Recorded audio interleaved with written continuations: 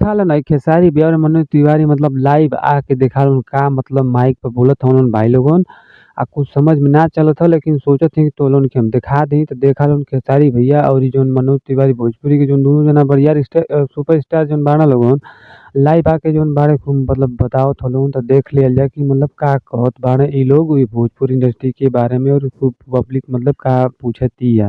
महत्वपूर्ण सवाल है। हमारे बनारस से बहुत लड़के अंशुमान सिंह है, विक्रांत है, मनोज तिवारी है।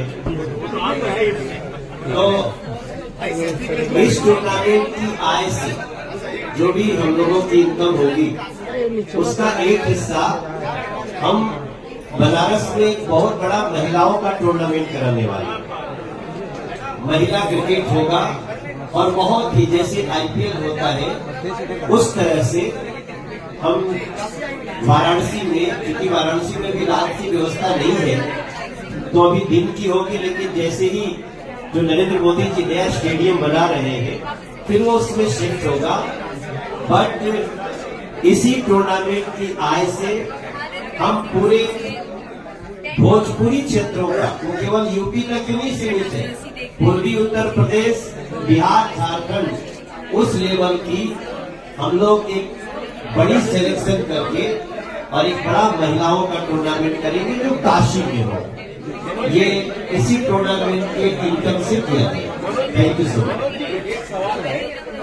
अभी ऑर्गेनाइजर में ही एक किसी ने कहा कि दिल्ली की बजाय आपने सजेस्ट किया कि बनारस में ये कॉन्फ्रेंस रखना चाहिए। जी, बनारस के प्रति आपका प्रेम सब जानते हैं, लेकिन अभी राहुल गांधी बनारस आए थे और अमेठी में जाकर उन्होंने कहा कि मैंने बनारस के युवाओं को शराब पीकर सड़क पर सोते और नाचते हुए देखा है।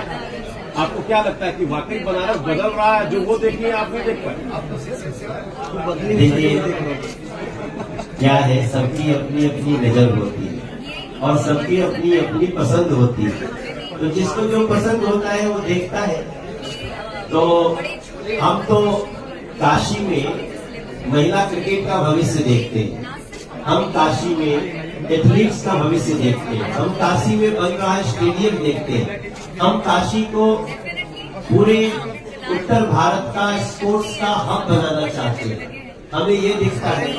अब राहुल गांधी जी को नशेड़ी देखते हैं तो नशेड़ियों को नशेड़ी ही देखते होंगे, इसलिए हम उस पर कुछ ज्यादा नहीं कहना चाहते हैं। मैं चाहता हूं कि वो नशे से बाहर आए और स्पोर्ट्स के इस कॉज को देख सके। राहुल जी दिल्ली के सांसद हैं, दिल्ली में किसान आंदोलन को लेकर दिल्ली में किसान समझ गए हैं, किसान कोई आंदोलन नहीं कर रहा है। कुछ लोग हैं जो भ्रमित कर रहे हैं कुछ लोगों को, लेकिन अब धीरे धीरे वो भ्रम भी टूट रहा है। मैं मीडिया को भी धन्यवाद करता हूँ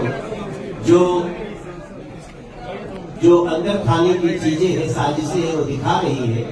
बाकी किसानों का सबसे बड़ा पैरोकार नरेंद्र मोदी जी है। किसान और युवा, स्पोर्ट्स, ये सब हम लोग करने